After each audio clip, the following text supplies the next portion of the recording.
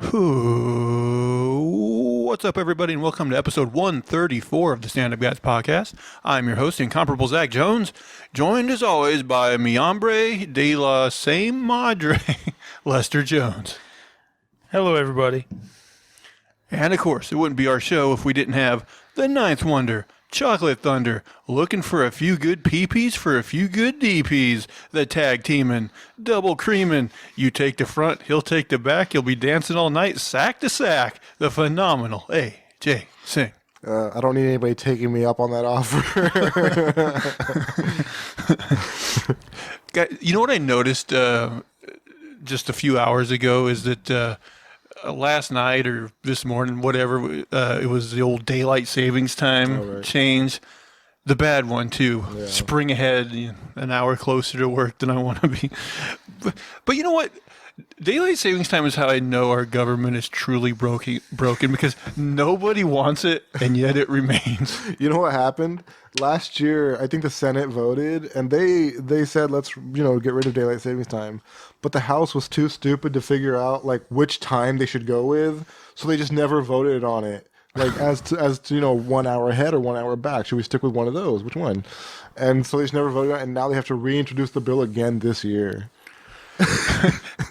You know something's bad when we go, you know who we should copy? Arizona.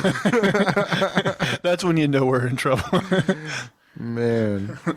I mean, I thought it'd be an obvious choice, too. Keep the extra hour. Just keep the... Right. That's just so simple. I don't know. It's just so weird. It's like nobody wants it. Everybody wants to get rid of it. And Yeah. just every year. It's like, oh, it's tradition now. We got to do it. Guys, what have you been doing this week? I'll let Lester answer that. I've been working a lot. Okay, let me rephrase. What have you been watching? I've watched part of The Shield before, and I just started it from the beginning, and it's pretty good. Yeah, I watched it, back in the day as it was coming out. Yeah, it's a pretty good show. Mm-hmm. And then I watched a little bit of Luther, which you recommend. I watched a few of those, which is pretty decent.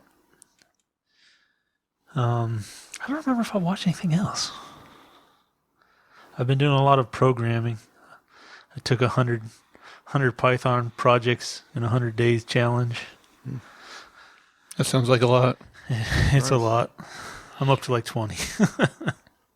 I don't know the actor's name, but do you know the guy in The Shield that plays a very tall black cop? Yeah, the gay cop. I don't remember his storyline, but yeah, probably. Anyway, he went to prison later on in life for murdering his wife. Wow. He played this uptight Christian in the show.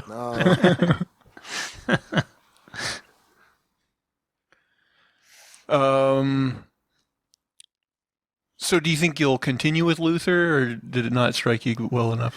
It's okay, but I also have to pay attention, which isn't my strong suit.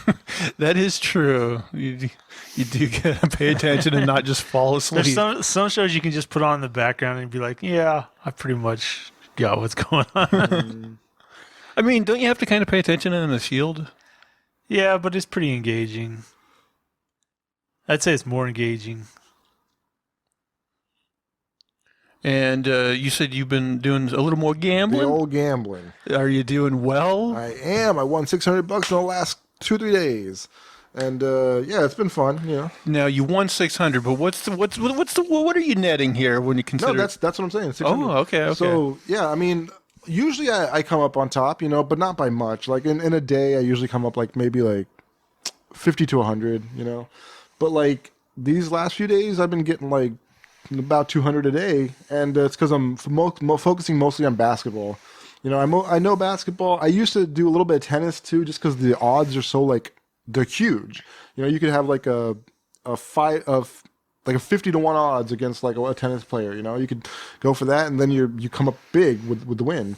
But there's such a high chance of losing too. Those are very infrequent victories. And in basketball, I know who's the better team, so I usually wait for them to be down 10 or 15 at some point in the game, and then I put a good $30 on them, and then I walk away with 180. How come there's such a big odds in tennis? Are there just some like a few people that dominate the sport? There's so many players. Like with basketball, there's only 30 teams, so there's not much variation in skill level. But with tennis, you have thousands. You know, like so you could have like the number one player in the world going up against the number 300 player in the world. You know, just huge difference in odds there. And so, like, if you bet a little bit of money on the underdog and they somehow do an upset, you could potentially. Yeah, you put $5 on an underdog there, you come up with like maybe $75. Mm-hmm. But you know, in basketball, you put $5 on a team, you come away with like 10, 15. You know, usually. I'm sure there's got to be guys that have made fortunes like betting on sports. But Oh yeah, yeah. I mean, if you really knew sports well, I wonder if you could potentially like if it make better money than like just like stock market. Like That's what I'm thinking. Because sports, like at least there's some like there's some evidence of what could happen in the next game. You know, like you understand like, okay, well, this is the consistency of this team. They make this many shots. They do this, night in, night out. So you have some understanding of where it's going. But I feel like stocks, like, you don't even know what the truth is with those stocks. You don't even know what the information the company's revealing about itself is real, So there's no real basis to know what's going to happen in the future with the company, I feel like. Man, I should have read the article. I saw a headline, though, this week where there was a couple states where they're like gambling boards were trying to legalize it so that people could bet on pro wrestling. Oh, that is and terrible. I was like, how would that work? Because like, there's just so much opportunity. Because there's got to be people, since it is predetermined, there's got to be people on the in that know what the result is going to be, and like, how do you make sure to keep a lid on it? Yeah, exactly. There's that, and then there's also like, they're going to try to fool as many people as possible to get like the odds and like to win, on these bets. I feel like the WWE is going to like strategize to make it look like one guy's going to win and the other guy wins, and like somehow they benefit from this. That's it. Can you like? I lost hundreds of dollars because this guy interfered with a steel chair. I just can't see how they could ever like. The ref wasn't looking when the 3 count was going on. Yeah, no, it's scripted. How could you bet on that? Yeah, I don't know. And also, like someone like me who has watched a lot of pro wrestling, like I can predict a lot of outcomes. I mean, not necessarily like. I mean, I guess the least predictable ones are when you get to like pay-per-view events, but like week to week, like just like your standard like Raw matches and stuff. Yeah. Like a lot of those, like you can predict who's gonna win. So yeah, I don't understand how they could ever like. I can't imagine this ever being approved, but why someone would even try? Man, I heard he's the one pushing this to become a thing. I should have read the article, yeah, but like, is he going to be betting? I don't know. I guess it just brings more viewers, like people who are going to gamble anyway. They're like, oh, that's another thing to gamble on. I don't know. Like, they are gearing up supposedly to sell the WWE to somebody. And like, I really think Vince, there was speculation that they were going to sell to the Saudis, but now that was kind of debunked. But I really think Vince, he wants to be in control again. So I think whoever they sell it to, he wants it to be somebody who would allow him to, retain some sort of creative power. So I don't know. It could get interesting. Mm-hmm. Yeah, it sounded like the Saudis were kind of working on a deal to keep him in power and like kind of buy it behind the scenes sort of thing. Right? I mean, it wouldn't totally surprise me if he ended up going that route, just because they don't care if he stays in power. Mm-hmm. But I mean, God, I mean, I know he's like a megalomaniac and one of these guys that doesn't want to give up power, but he's old as shit. Yeah. I don't know what he thinks. How old is he? He's got to be late 70s, early 80s, I would guess. Wow. I mean, he's up there. But, man, it's going to be something to see where the WWE goes the next couple years. I mean, for me, like, I stopped watching it like 10 years ago, maybe more, I'm not sure. But you made a good choice, by the way. But, I mean, hasn't it like decreased in popularity? Like, hasn't it lost a lot already? Yeah. Well, what's weird is like it has less fans than ever, but I think overall because like just TV deals and stuff has been more profitable than ever in the last couple years. So it's like, yeah, like between the amount of people who watched it in the 90s when it was really hot and now like it's a lot less. It's a lot less. But like the TV landscape has changed too where like, it does better than a lot of stuff on like standard, cable ratings and stuff. And so they still got like big TV deals where they make a lot of money. Although I think even those are starting to go down. So like the speculation is they really want to, leading up to WrestleMania this year, like, like do whatever they can to increase ratings so that it looks more valuable to potential buyers, Okay. So we'll see how that works out for them. I don't know. Right. Yeah, I think that's happening with a lot of sports and stuff. Like the new 2025 and later TV contracts are going to be huge, I guess. Well, I think so many people have cut the cord that the people who still buy like, standard cable packages and stuff are the sports fans that want to watch live games, which, sense. yeah, kind of makes sense. Yeah. So I think probably sports are probably what dominate. Yeah, and I heard there's a lot more competition for sports too. Like Amazon's trying to buy up, like, I don't know if they're doing that with WWE as well, but they're bidding more for this kind of content.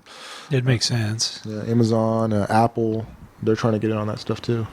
WWE is so weird, like on streaming because like they're both on Hulu and Peacock. Hulu, you can watch like the weekly shows like the day after they air, but like they're kind of truncated, like because like on Raw or whatever, it's like 3 hours with commercials, and the Hulu will like edit it down to like 90-minute version or something, which is fine to me. If they cut some of the fat, that's fine. And so there's stuff that like people watching on cable would see that are never on Hulu. And then on Peacock, that's where they have like the what used to be pay-per-view, like the WrestleManias and stuff like that. And I think they also show like Raws and stuff, but like a month after they first air. So like it's really weird that they have it split up like that, Yeah, that is weird. Peacock, I've never used it. I saw it on my TV the other day. I was thinking about getting it to watch a movie, but I was like, no, there's only like one movie I would watch on there anyway. I mean, I have heard some people just on podcasts I listen to and stuff say that like Peacock's gotten better over the years from what it was before, but like I've only gotten it a couple times, like to watch WrestleMania, and then I'll have it for a month, and it's like, yeah, for me, there wasn't like a ton on there that I just like, I need to keep this around, Right, yeah. I saw Puss in Boots. There's like some new releases that are coming out on there for some reason. That surprises me, but I think there's another new release too that came out on there recently. I don't know. It's a pretty popular movie, but yeah, I mean, they're getting some content. It's kind of leading me to think that maybe I'll check it out and see what's on there, but I'm not too excited about watching like shows from 30 years ago or anything like that. Right. Yeah, I think Peacock's owned by like NBC, Comcast, and I think Universal. So like Universal movies probably tend to go there sooner than other places. It's I honestly I'm so baffled by the way the streaming landscape works, because you would think like HBO, Warner Brothers, you would think they would just keep all their Warner Brothers content there, and Paramount would keep all of their Paramount content there, but they don't. They like that's why HBO's been like getting rid of a lot of their stuff, because they can sell the rights to these other streamers for themselves. But I'm like, it's weird that they can make more money by shuffling around their content to other streamers, because it's like, well, okay, they're selling the rights for another streamer to air their stuff, but at the same time they're buying the rights from other streamers to air their stuff. So I'm like, how does this work out economically to be more beneficial to play this shell game where they're like sharing each other's content around rather than just like, keeping all their stuff so people in their head be like, oh, I want to watch this. I need to subscribe to that. It's very bizarre. I don't really understand how it works. Yeah, that's weird. I guess if you made like, I don't know, I can't think of it. No.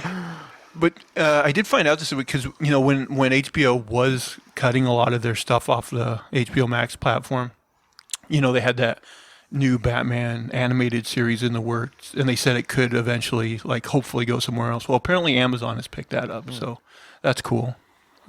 We'll see. Whatever happened with Harley Quinn? It's still on HBO Max. Okay. And as far as I know, they're still making more of it. Okay. They're also possibly, it's in development. Like, I don't know if it's got a complete green light, like it will happen. But like, the Kite Man character. Oh yeah. Like, apparently, like there's going to be a show where like he runs a bar or something. Okay. So like a Kite Man spinoff that everybody wants. Like, I mean, I was surprised they made Harley Quinn so fun to watch. If they could put that same zhuzh on this show, maybe it'll be good too. Who knows? Yeah, I don't know. Maybe I need to give Harley Quinn another chance. I watched. I didn't hate it, but I watched like the first season, and then I watched a couple episodes into season 2, and then I just kind of fell off. Mm-hmm. Yeah, I don't know. The comedy works for me. I thought it was funny. There was some jokes in there, but yeah, I don't know. It was unexpected for me too, especially coming from this whole Batman. Like everything I've seen about Batman is like surface level Dark Knight sort of stuff, like the darkness brooding Batman and stuff. Right. So this is like a fun twist on it. I really enjoyed it. You've been watching anything this week besides sports? Just sports and bad movie reviews. You got any good bad movies reviews? Man, I've been watching Prim's Hood Cinema. This dude's hilarious. He just Boys in the Hood, like he'll break down the movie and make fun of like just everything going on. I can't explain it. He picks out the silliest things and just somebody's hairstyle, whatever. It doesn't matter. He just makes fun of it. Did he do a "Don't Be a Menace to South Central" or drinking your juice in the hood? He did not do that one yet. He did do a "Don't Be a Menace" one though, and that movie is wild, man. It is like cutthroat. What is it? Like in the beginning of the movie, this guy, like, I don't want to give too much away, but I think you can give away one scene.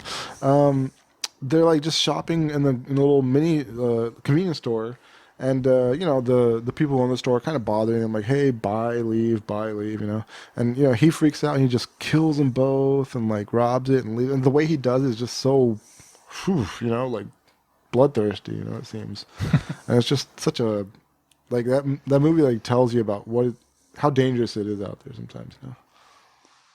I'm surprised. Maybe I don't know if it's out yet, but are you gonna? I know you're a fan of like the Scream franchise. Are you gonna watch Scream 6? Yeah, I'm not gonna go to the theater to watch it, but when it comes out on available to watch digitally, I'll watch it.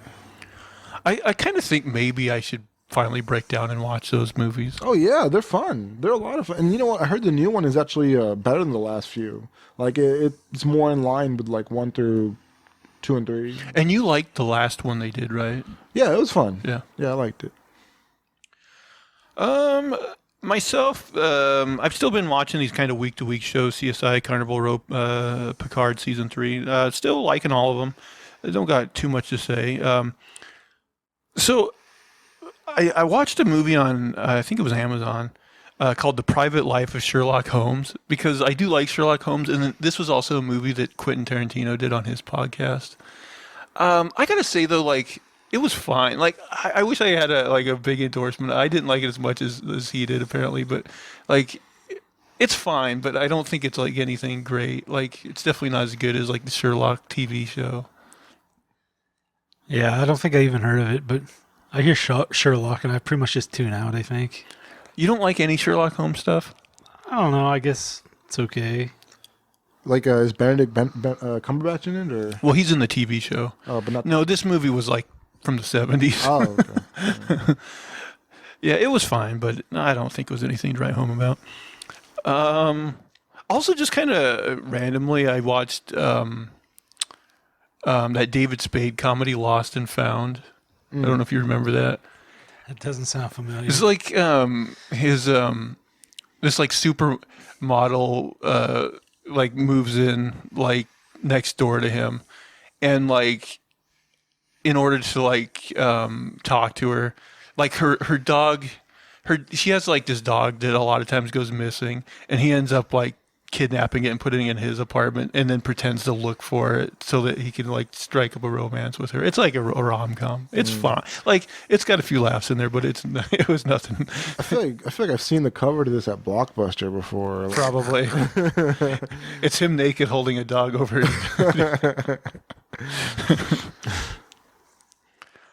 But my biggest accomplishment this week was after, God, I don't know, like 6 or 7 months, I finally beat Horizon Forbidden West. All right. Oh, yeah, you've told us about that. I mean, I didn't just Golden Path it. I did like all the, side missions and things. So, but yeah, it's a meaty game. Good, but way too long if you do everything in it. And then I've actually this week just been like reading a lot of comic books because I have both the Marvel Unlimited and the DC Infinite app.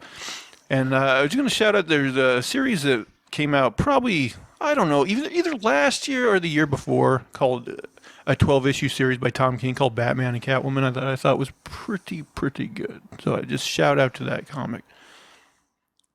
You used to use a different app before, right, for comics? Yeah, I use Comixology, and like I still do for like mostly now on there. I just buy anything that's not DC or Marvel, like Image books and other indie books.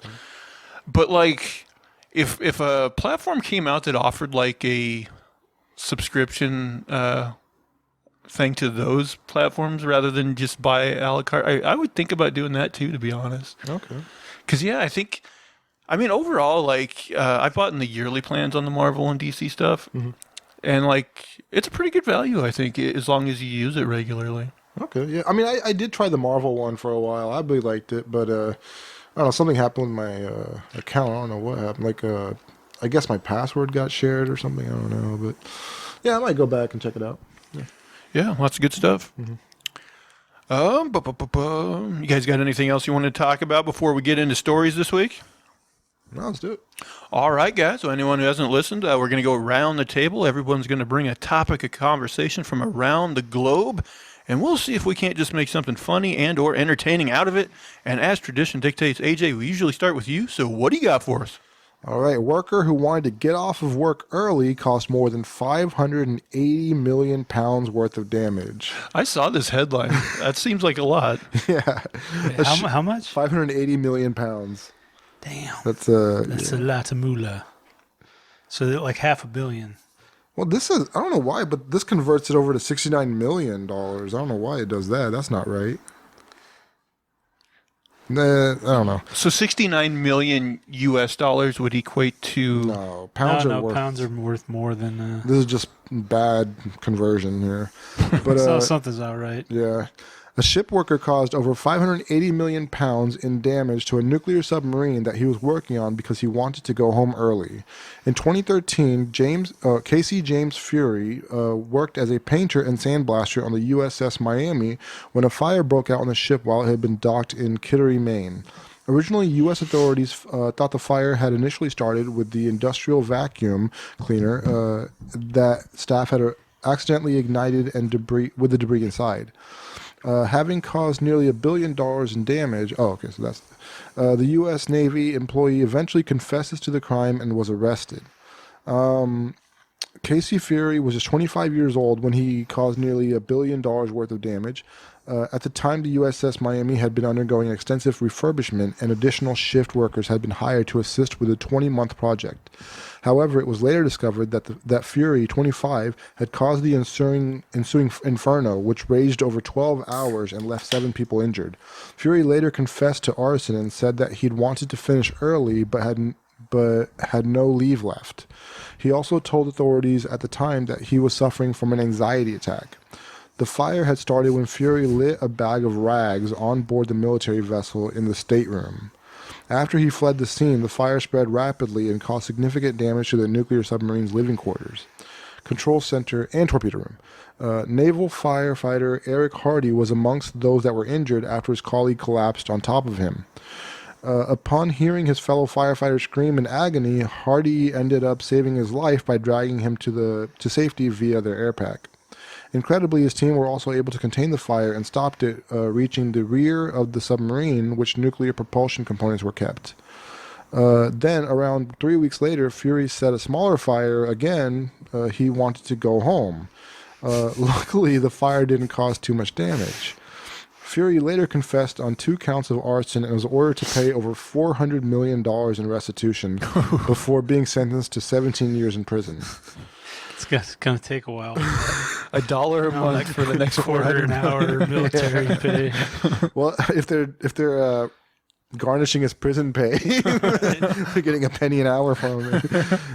I only wish I had found proper help for my problems before all of this happened. Yeah, I bet you do. It was little comfort for his victims, though, when firefighter Eric Hardy later telling press that when he woke up in pain every day, following the 12-hour fire. As for USS Miami, the ship was initially set to be repaired, but it was later decommissioned because of the damage that occurred on board during the blaze. Who needs to fight the Chinese when we got guys like this?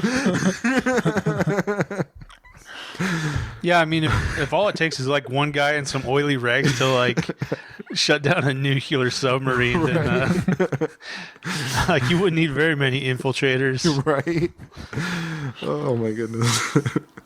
I told you what happened to the Indian submarine too. They left the hatch open. I thought you were gonna say screen door. No, they left the hatch open, and like they went underwater with the hatch open. Did they all die? No, they survived, but they caused extensive damage. Yeah. Somebody got demoted on that one. All these militaries, man, it's just silly. We're spending so much money on a thing that could just fall out of the sky or whatever, you know? I know, our military budget is ridiculous. Yeah. I mean, when you're spending like $500 million on one plane, that's come on, that's too much. Yeah, seems high. And they're still building tanks. Do we even use tanks anymore? No, it's just for those jobs for people in like Kentucky or whatever, you know? Well, I mean, in Ukraine, it seems like they're just like getting blown up left and right. Yeah, and Turkey was doing that to Azerbaijan too when they were fighting. Yeah. It's like, oh, there's a tank. Oh, easy. We target. destroyed it. Yeah, target practice. Wasn't there a story that Russia just launched like a big missile attack on Ukraine or something? I don't know, possibly. I think it's almost going to be like, even if they win, it might end up being a Pyrrhic victory where it wasn't even worth it. Yeah. Yeah, I don't know. I mean, they've lost like so many people already. I don't know. Hey, less mouths to feed in their, government. I guess that's one way to thin the herd. Mm-hmm. Yeah, it'll be nothing but women. You'll be able to get those cheap Russian brides. Maybe China and Russia will have to become a big superpower because China doesn't have enough women, and now Russia true. will have too many. I can see them helping each other out, I guess. Should we dig into the manifesto round 1 for this week? Oh, okay. Here's one. So there was I believe it was China. This guy had been like killing cats and posting videos online. And apparently he'd been doing this for a while, and there's kind of like uproar in the community or whatever, but somebody recognized him, and like he posted it to this cat lovers group or something. So like all these cat lovers came and found this guy, and like there's like 5 or 6 people just like kicked the shit out of him. Yeah. And then but like the coup de grace was like they took some cat shit and like smeared it in his face and made him eat it. I was like, damn. Yes. Yeah. Well done. Love to see it. Yeah. Not good. I wish he was in prison too for a long time, but I guess you can't get that. Yeah, I don't know if they have cruelty against animals in China. You know, John Wick could have been even better if, like, before he killed everybody, he rubbed like dog shit in their face. Like, this was my dog's last shit. Well, didn't we just have one of those, like a ballet guy, like rub some crap on a critic's last face? week, yeah. Yeah, against his critics, yeah. You criticize me. You know, speaking of John Wick, the fourth one's coming out in a few weeks. I think leading up to that, you should watch the other ones and then give us like a fifth grade book report on what happened. Does he have like a new dog in every one? He has one. Yeah, he has a new dog, but it's not a different dog in everyone. It's the same one after that. But You have to watch to find out. I'm surprised you wouldn't like. Did you ever like those '80s action movies? I don't know. Commando. I like Commando, but Commando's an absolute classic. All right, you never seen them, so I think there's a chance you'd like them. I don't know. Did you see the first John Wick? I thought I was thinking. Maybe. Yeah, I saw the first one at some point, okay. but then I quit. I will say that they do. No, I think I saw the second one too, and I didn't. I thought it was even worse. They do some unique like world building in those movies. Like I like how they have like their own currency and like this whole like weird like assassin like guild and like rules and yeah. It's fun. I like it. Well, I got a story for all you teenage kids out there. Well, for really any men, we got a good excuse now why men should masturbate 21 times a month, That's one of my stories. according to science. Attention, men. Science says you should be looking out for your health, and that includes masturbating at least 21 times a month. No, really, we're serious. According to scientific research published by European Urology, who knew such a publication existed, if you want to cut down on the risk of prostate cancer, then you need to be choking the chicken on a pretty regular basis. That's right. Apparently, blowing your beans is that a phrase anybody uses? Blowing your beans on a regular basis could reduce your risk of prostate cancer by up to a third, and that sounds like a very positive thing. While most people with prostate cancer survive it, you'd be much better off avoiding the danger altogether. And if the science says that jerking it regularly helps with that, then who are we to say no? There have been other studies which have suggested that a healthy sex life where you're climaxing often results in a noticeable drop in cancer rates, but science seems to have zeroed in on the magic number. Apparently, men should be aiming to have an orgasm, whether that's through masturbation or other means, at least 21 times a month. And if you want to... Nobody's saying you shouldn't have more. Man, I don't know that sentence. So somebody butchered it. Scientists don't know exactly why making the one-eyed snake cry helps reduce the risk of prostate cancer. But according to IFL Science, some believe having an orgasm regularly flushes out toxins, which could increase the risk of cancer. The researchers surveyed 31,925 men over an 18-year period and kept tabs on how often they were wanking through their lives, which led them to make the scientific discovery, which will surely be welcomed by men around the world. However, just because it's a healthy activity now, it doesn't mean you shouldn't confine it to the appropriate time and place, as 14% of Brits admitted to wanking at work.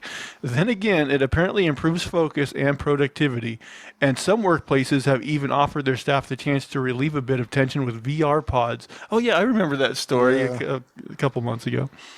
Not everyone is sold on the idea that you can wank your way to a lower chance of prostate cancer, as some people who have abstained from it have said it's been really beneficial to their health. One guy who said he decided not to masturbate for 3 months said he had much more energy physically and was far more switched on in social situations. He even decided to give up on masturbation altogether, claiming that it had helped him live a better life and enjoy it past the short pleasures of masturbating. There are also other health risks from cracking one out, but usually that's because you doing it wrong, like the 20-year-old man from Switzerland who jayed off so hard that he landed himself in the hospital with breathing difficulty. He did it real wrong. Yeah. I threw on my back. How do you do that? I mean, was he doing backflips at the same time? He was trying out for the Olympics. I hurt myself real bad, Jim. You have to call 911. They should have a J off Olympics where you just have to do every Olympic event while J. Man, have you guys ever seen that Olympic sport? I want to say it's called skeleton or something. It's like this weird bobsled where like one guy almost like lays right on top of the other guy. Oh. And I'm like, this looks so bad. How'd that even become a thing? I don't know. Yeah, like the twin bobsledding. Yeah, I don't know how that works. The hardest thing in the Olympics. It's like the Ace and Gary of Olympics. It really is. It really is. Do they lay like directly on it, or do they turn around and do it like 69 sort of thing? That's a really advanced trick.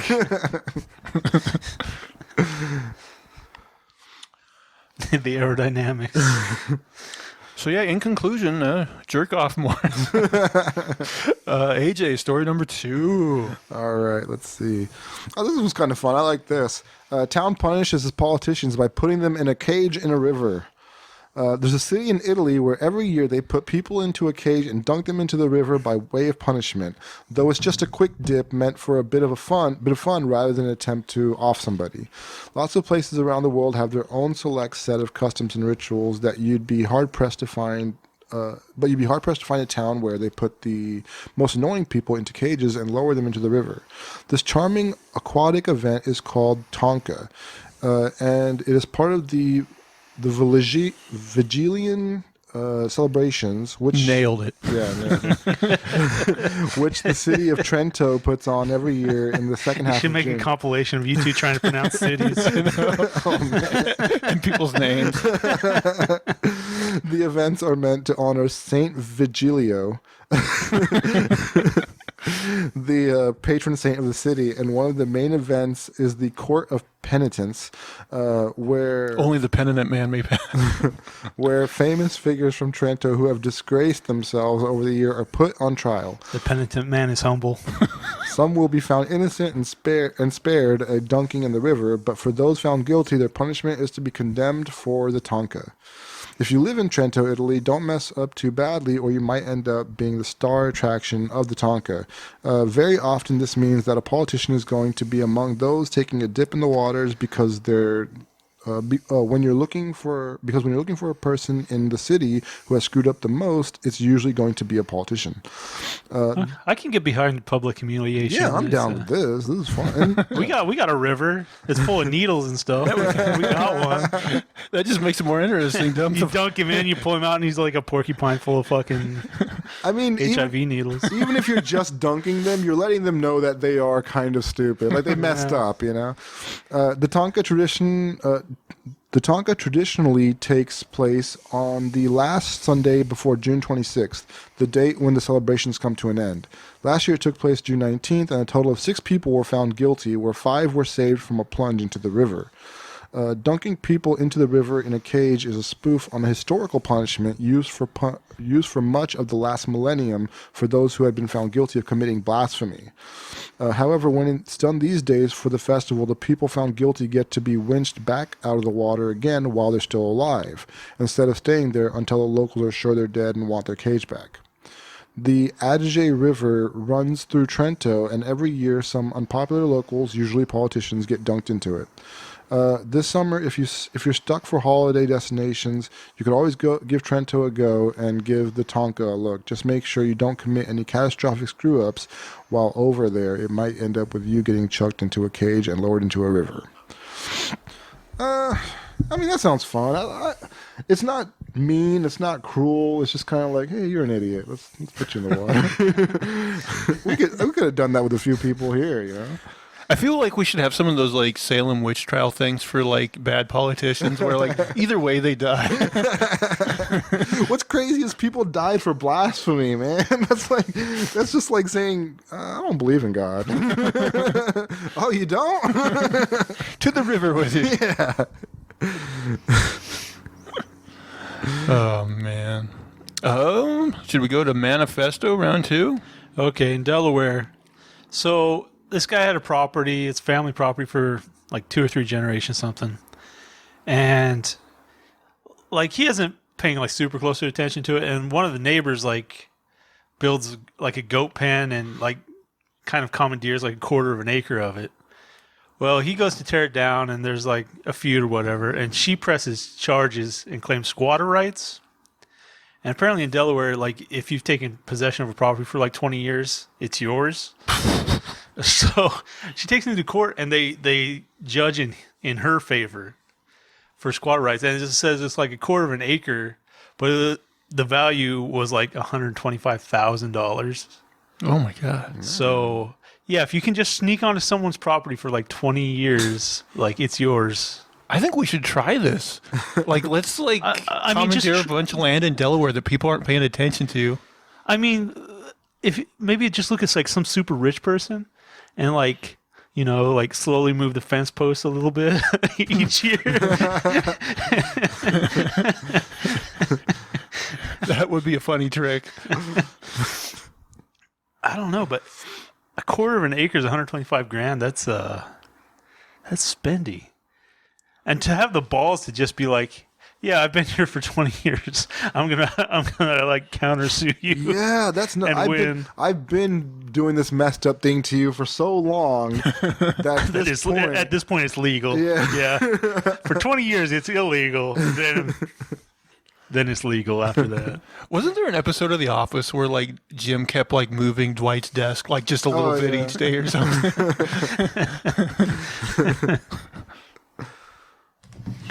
But I mean, can you imagine if somebody had like woods on their property they never went into or something, and you just like you built a homestead back there, and 20 years later you're like, finally, it's all coming together. Right. I know, it's like should anyone who owns property like have to go like like survey it like every 19 years. every year, every 19.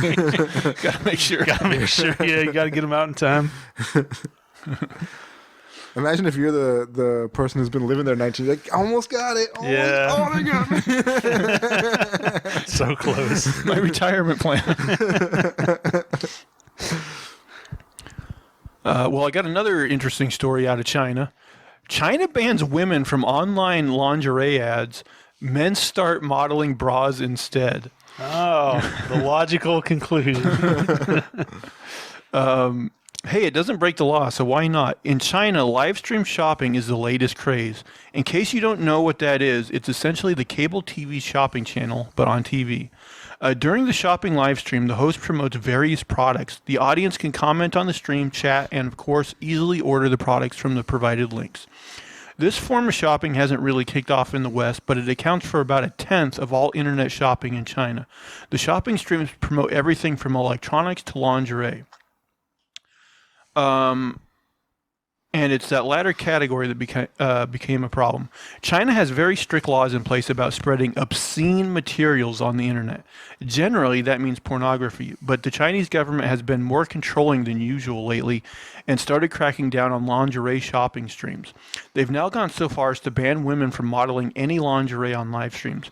How are the vendors now supposed to sell all those bras, panties, and nightgowns? So is this like an OnlyFans, basically, like a workaround?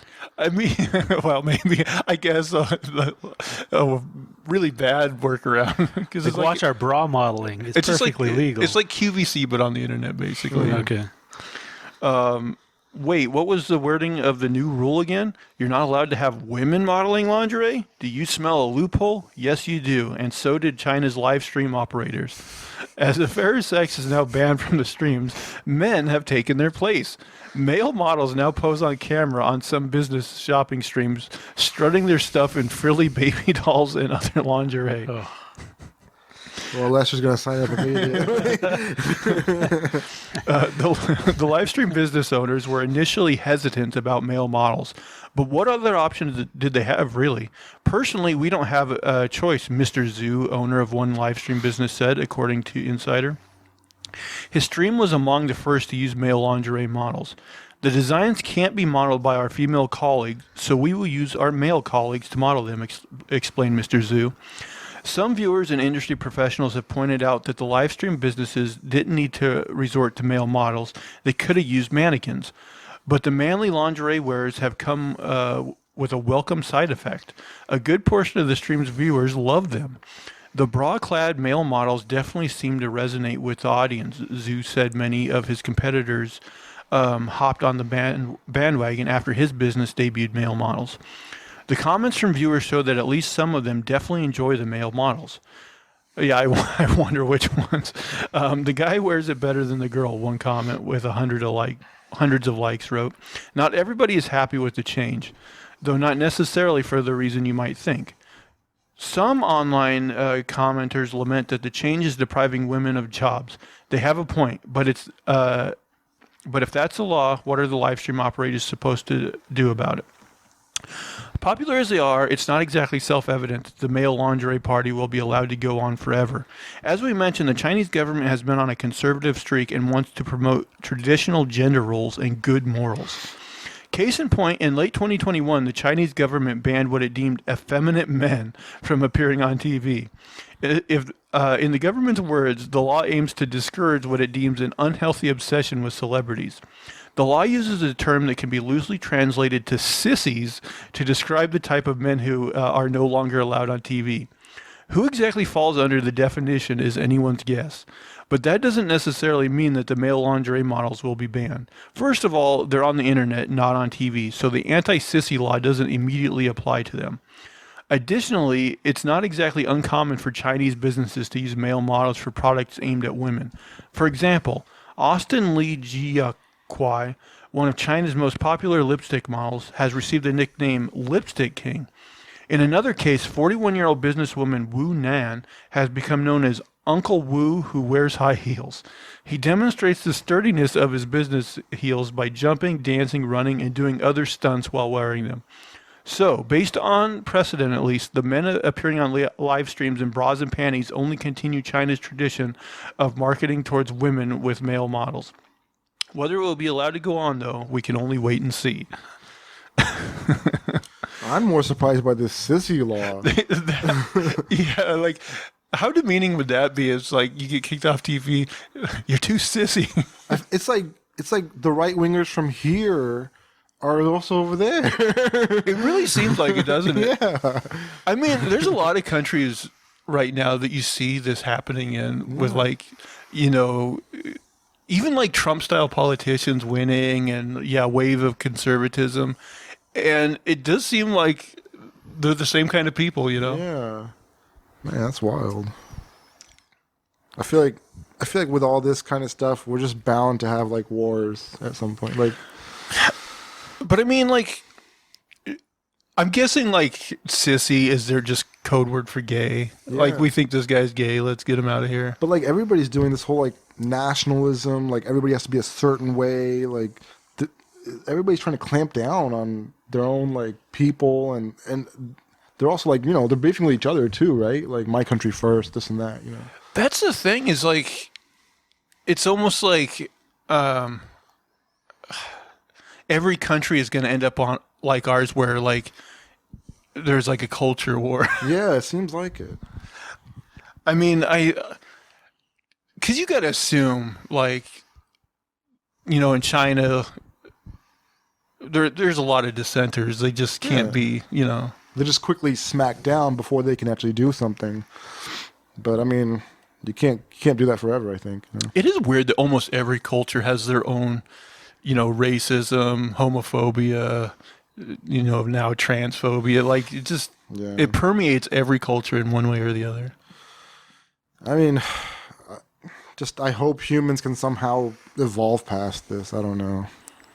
You know what's sad, though, is like there's certain places in Africa that are, you know, very anti-gay, but some of that came from like Christian ministries, like going over there, you know. Yeah, I was on Twitter the other day and I saw like African people talking about this, and they were saying like, you know, this is never, gays were never a part of our culture and this and that, and they're like, well, how do you explain then when people came and invaded, they made laws against homosexuality? Why would they make those laws if gays were never there in the first place? Right. So,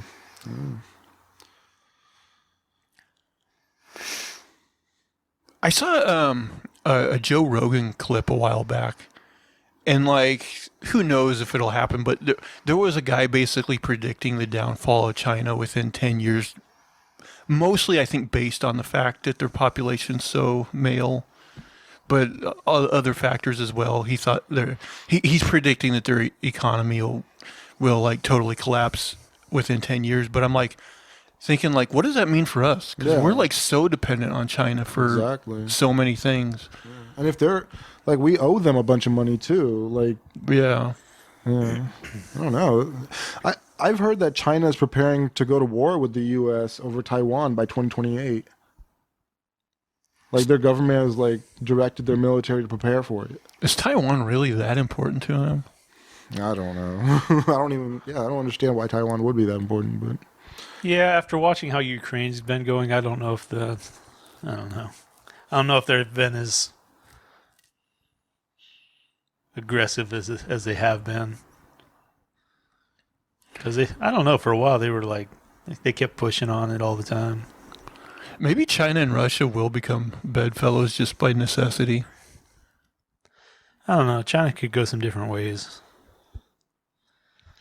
I don't know, man. I mean, China's economy's booming. It's even bigger than the U.S. is like purchasing power parity wise. Like, I don't understand how it could tank.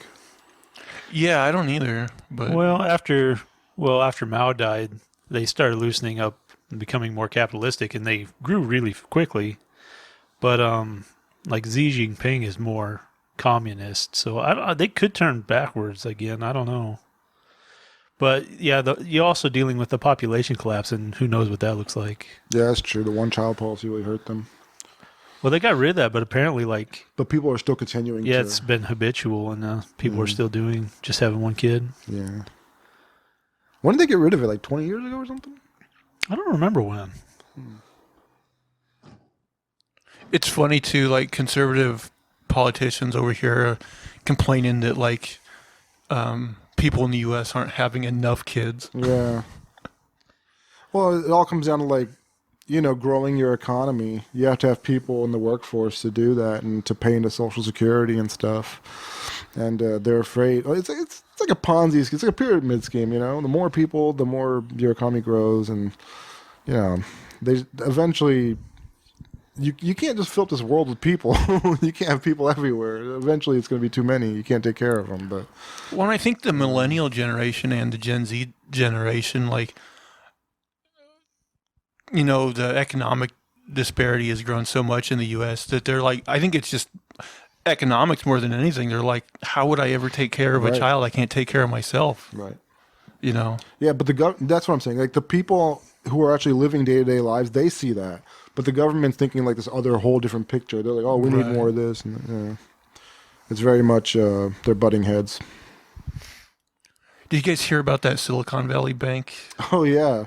And you know what's hilarious? On Twitter, I saw like these tech bros, like who their older tweets, they were like, there was basically people like calling them out, saying like, you were the same people who were against like, student loans or whatever else, but now you're asking for a bailout.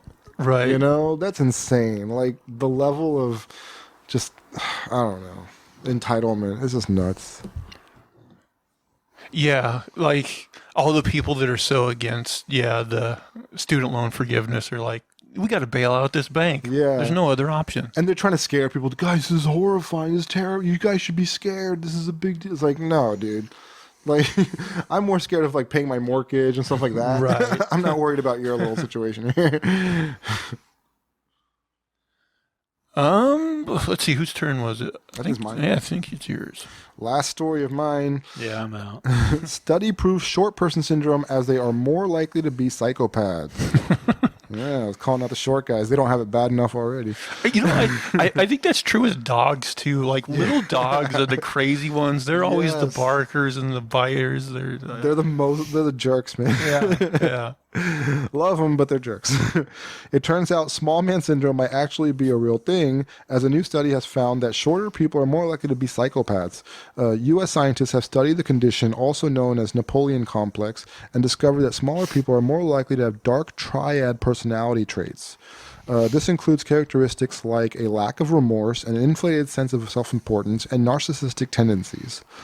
The study, which was published in the Personality and Individual Differences Journal, also found that shorter people are more likely to be antagonistic as they try to offset the disadvantages they encounter due to their height. Remember Bagel Boss? The study was conducted on 367 people using crowdsourcing website Amazon's Mechanical Turk, and it's hoped the findings will lead to more research. Participants have had to complete the Dirty Dozen Dark Triad questionnaire. They have to explain that, which is a standardized test for dark traits. I've taken that. Oh, Were you dark? yeah. Where'd you? I was okay on 2 of them. On Machiavellian, I was a little higher on that one. You got to grow like 1 more inch. Give us do you remember like the types of questions they ask? I'm curious. Yeah, I don't remember exactly. So what, like, I don't remember all the Dark Triad. I know Machiavellian was one of them. like the ends justify the means. Right, and kind of like being scheming and, you've played board games with me. Yeah, I definitely can see that. But yeah, and I think narcissism is one, and then maybe just empathy in general, something like that. Okay. They had to rank how strongly they agreed with various statements such as, I tend to manipulate others to get my way, or I tend to be callous or insensitive. There were also similar statements about their height which they had to score, including, I wish I was taller, and I'm satisfied with my height. And they were also asked their actual height. Surprisingly, the study found that both genders exhibited more signs of dark triad traits if they were shorter. It also found that this was greater if short women might be skewing this this probability. Yeah, I was thinking if they got both genders, then Also, what does this say about Asians? Mexican people. It also found that this was greater if they were unhappy with their height. Lead research Peter K. Jonathan explained this, telling Psych Post, shorter people, especially those who wish they were taller, are more characterized by traits that are likely to make them show off, be confrontational, and interested in power. He also noted that shorter men are more likely to have a narcissistic trait. Jonathan revealed that this is often due to shorter men struggling to gain respect. He continued, shorter men can demand respect, impose costs on others, acquire resources, and impress romantic partners by their traits. Shorter women can use deception to appear more desirable or to gain protection and resources. Additionally, appearing more powerful may in turn affect others' perceptions of one's estimated height.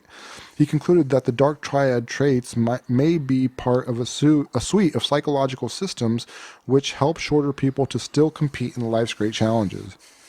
I didn't think being short was that big of a disadvantage. Dang. I mean, I guess mentally you feel like you're disadvantaged. I don't know. Yeah, I don't know. Like, maybe it's caused from like early age. Like, if shorter people are like bullied by like larger people. Maybe. But I think there is some truth to it, because like I think I've definitely like met like short people that seem to have a chip on their shoulder. Yeah. Little pit bulls. Yeah. So I think there is something to it. I don't know exactly what causes it. Yeah, I believe it though. Well, Lester, you don't want to make any short enemies? Beware the short man. I guess Napoleon really was just out to get everybody. Also, maybe we should only go after women that are taller than us. Right, yeah. That's a huge bitch. Actually, I do find women who are tall very attractive. I like women who are taller than me even, yeah. I'd take either. I'm done. Man, I remember one time in college, I only seen this woman once, but like I was like roaming the halls and like I turned this corner and there was this woman here, and like I have no idea if she played basketball, probably, but I swear to God, like I'm 6 foot and I was like like this woman, I swear she had to be like close to 7 foot tall. Dude, She was really tall. This reminds me of my trip from India back to America when we stopped in Amsterdam. The flight attendants, the women in Amsterdam are like giants. I swear, I was like, where It's like am Game of I? Thrones, the land Yeah. and Brienne. Yeah, they're all Brienne of Tart. Like I was like, why is they're all like 6'5", 7 foot. I'm like, I'm looking up at them. I'm like, just like, whoa, these huge giant women around here. Like, this is normal? I was just blown away by it. I actually have heard that like Scandinavia has a lot of tall, beautiful women. Yeah. I was just blown away, man. Like, and it's so, and they're beautiful. They're, they're nice looking ladies. It's just you're not used to that. Might have to take a trip over there. But yeah, obviously I found them attractive because I like tall ladies. So. You don't got any other stories over there? Okay, this is kind of questionable, but so apparently a cartel, they killed a few Americans in Mexico. Oh, right. And apparently it's something they try to avoid doing, which I didn't really know. It's a PR nightmare. Right. Well, exactly. They don't want to deal with us, so they try to keep it clean. And I'll tie in another story with this later, but yeah, apparently they turned over 5 of their own members. Yeah, who were responsible for the murder? And as like sorry. Yeah. And I was like, this is kind of crazy, but I've heard stories of like, I want to say from like, I don't know if it was Chicago or New York, but like in the big mob days where the streets would actually be relatively safe because the mob, controlled everything. However, they didn't want to piss off the police or the public because they just wanted to operate their business. And so their internal policy was to not cause any shit among the public. And so the streets were actually safer having the mob around. Yeah. And I was like, this is a weird, that's not something you expect. Right? We got to bring back the mob. Yeah. Yeah, I mean, honestly, when I first heard about the story, I was like, man, they're wild over there. They're killing tourists. They're killing everybody. Yeah. But then when I saw what they did, and this sounds weird, but it almost made me respect them a little bit. Like, that is a upright, upstanding move. Like, I mean, it's good business. Yeah. I mean, how did this happen though? Like, how did these Americans get like captured by them? Like, I don't know the details. They were there for like medical procedures, and they were going to like some sort of facility for that, and they got stopped. And I'm not sure exactly why they were killed or anything, but yeah, they got targeted. And the cartel said that they don't target innocent people. So I mean, I do respect that. That is, don't. You're gonna do. Yeah, at least the cartel has somewhat of a code, I guess. Yeah. I mean, our own police force in America would never admit to being wrong about anything. Right. And this is a cartel, and they're like, we messed up. Here are the people who did it. They can face the punishment. That's wild. That is pretty wild. Yeah. What country was this? Mexico? Mexican cartel, yeah.